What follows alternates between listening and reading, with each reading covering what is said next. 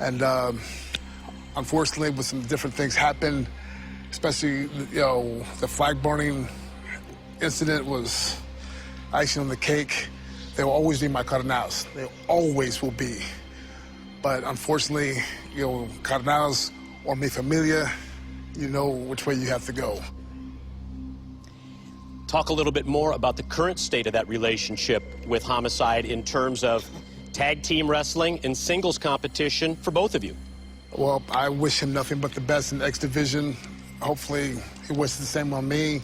We will be the tag champs again eventually. Just right now, we're on different roads. No matter what he thinks, he will always be my brother, no matter what he thinks. You have any final words for our Spanish-speaking fans? For all you out there, just want y'all to know this. Yo soy el elegido de la raza. I will be the TNA World Heavyweight Champion, te gusta or no. I'm here with Homicide, the current TNA X Division champion. And Homicide, I have to ask you, what are your thoughts on what your partner said about you during his interview with Mike Tenay? Here we go again with my partner, man. Nobody's talking about my partner right now. Right now, we're talking about this precious prize of this company, the X Division title of TNA. And guess who got it? The Notorious 187. So right now, my little snowflake, we ain't talking about my partner right now. Let's talk about something else. Someone with Joe. The Nation of Violence. Homie, you don't know nothing about the Nation of Violence. You can beat the Nation of Violence. We're talking about the Latino nation who's much stronger. And Taz is coming to TNA, and you the coach of someone with Joe. Nah, man. Your boy spoke to me. Yeah, we from Brooklyn, but let me tell you something. A 187, it's much stronger than a 13. So I want you to come in hard justice with Joe, because Joe, my partner, beat you, but I'm going to hurt you. So if I was you, you better polish your boots or whatever you do in Samoa, because this island boy from Puerto Rico and also from Brooklyn is going to hurt you. Latinos, we don't die, we multiply to live and die. 187. Match number 2 in the best-of-3 series is up next. Here comes Matt Morgan. Get ready for the Blueprint versus AJ Styles. If I wasn't a professional wrestler, what would I be doing? You know what? I think maybe I'd be a cop, because I watch a lot of cops on TV, and I'd really like to run down those guys who seem to be able to run a lot faster than our cops. I did play a lot of high school sports. I played football, and I done collegiate wrestling. And football was outside linebacker, fullback, and tailback, and then wrestled 152 my freshman and sophomore year, and a 160 my junior and senior year. Top 5 video game classics, or, not exactly classics, some are still great. First one's got to be Mario Brothers, Super Mario Brothers 2. I got that for Christmas. Oh, unbelievable. Castlevania, there's another great game. This is so hard, man. Metal Gear, all of them seem to be on the Nintendo Entertainment System, at least 3 of them. I'd say for the Super Nintendo, it was Street Fighter 2 when it came out. I rubbed my thumbs raw, so I put a Band-Aid over it and kept playing. That's how dedicated I am. What did I want to be when I grew up? Well, I thought I was going to be a professional football player, or maybe even a baseball or basketball. I should have stuck with baseball. I probably would have had more of the opportunity. But basketball, of course, I'm short. I'm not that tall, so that's not going to work out. And you don't see too many short guys in basketball, and luckily, wrestling opened up an avenue for me. Wrestling has taken me all over the world, from Australia to Finland, Switzerland, Japan. I haven't been to South America, so I think we need to move down that way, see what we can do. I don't know, go to Chile or Argentina. If they can get away from their soccer long enough, we can maybe have a wrestling show. The most important thing to me in life is that there's 3 things that I have in order. God first, family second, then the job finally comes in. The reason why I'm at TNA is because I put God first. In anticipation of the second match in the best-of-3 series between AJ Styles and Matt Morgan, let's take you back to last week on Impact and review. I mean, you talk about back-and-forth action. There was a point there where Matt Morgan used his strength to catapult AJ and just manhandling him at this point. But AJ Styles, so elusive with that quickness, always finds a way to turn things around. This devastating drop kick. and things started turning into his favor. And then, Mike, it was this 450 splash, hit to perfection. Unbelievable, and even Matt Morgan couldn't get up from that.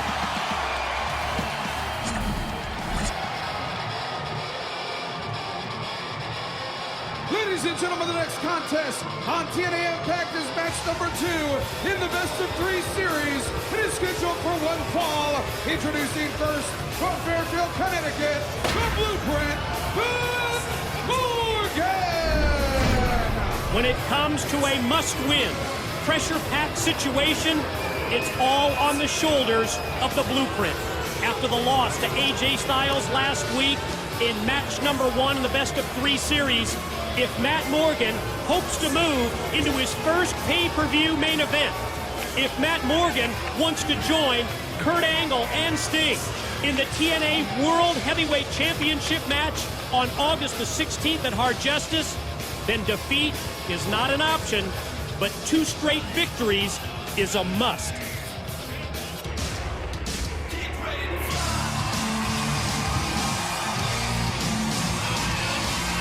His opponent from Gainesville, Georgia, the phenomenal AJ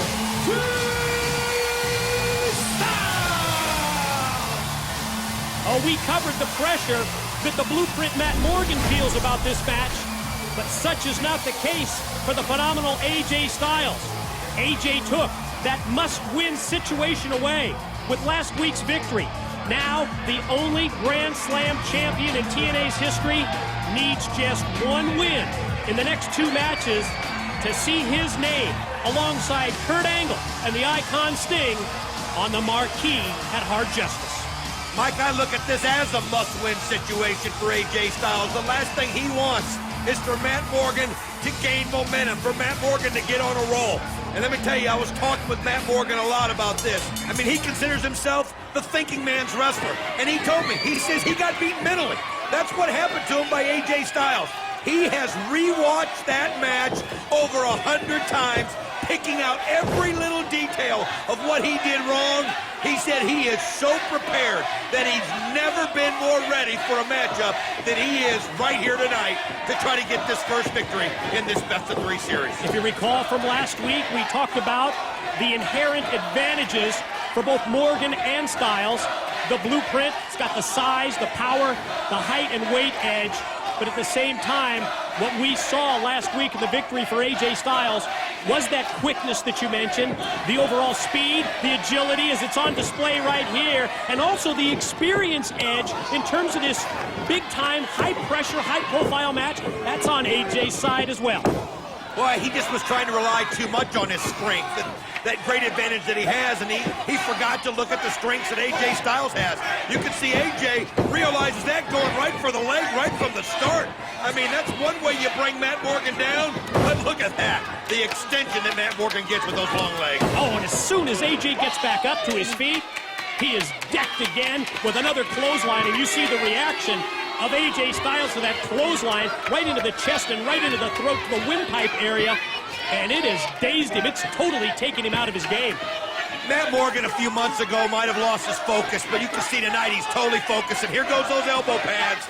Once they come off, those elbows go right to the head, and look at those shots, one right after another. Yeah, from the right, from the left. We talked about AJ being dazed before that, and he is in trouble right here as Morgan takes his 300-pound frame, squashes him in the corner, almost dares him to get back to his feet, and when he doesn't, he pulls him up and sets for a side slam, and instead of the slam, he just dumps him down. And, well, I mean, to be down 0-1 in a best-of-3 series, this guy's showing a lot of cockiness and a lot of confidence. It may look a little nonchalant to the untrained eye, but what it is here, it's just his way of getting into AJ's head and let him know that he's not going to be intimidated. He does what he wants to do, and AJ Styles is in no man's land here. And look at this. Whoa! All the way across the ring. Wow, the fall-away slam combined with the impact of Morgan tossing him overhead, and AJ lands on his lower back, right on his tailbone that time, and you can see that the Blueprint is right on him. Maybe not so cocky and so nonchalant now, And again, trying to take his wind away, putting his throat right across that top steel cable. And here comes the blueprint right for him, and there's all of his weight right across his back. Now you can see he's favoring that left leg. You can see that AJ's attack on it earlier did have an effect, but